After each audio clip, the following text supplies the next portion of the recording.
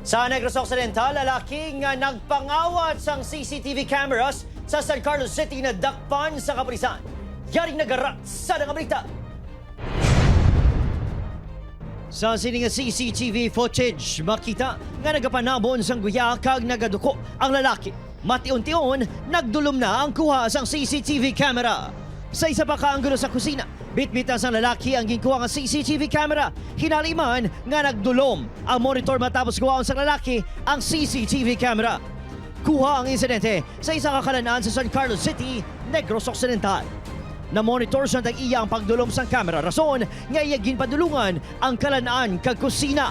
Nakita namon sa na ang duha ka sa monitor nag-white na siya nag-monitoring live monitoring. So pagkadto ko sa kitchen, nawala na ang isa ka ang duha ka CCTV sa dining area na nadula to ang duha ka nadula ang duha. Nataban sa lalaki 5 ka CCTV sa lugar. Pinagi sa CCTV natumod sa kablisan ang lalaki kanadakpan sa Barangay 2, San Carlos City.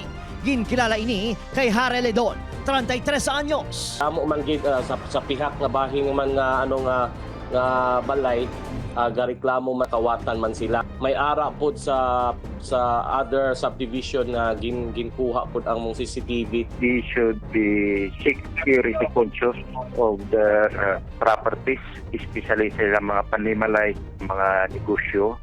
Make it sure that kurtahan nakapadlock kung gabi. Di ka pangantubang ang suspect sa reklamo nga robbery. Upod kay Harold Eka, Adrian Pretos ang naga. Sada!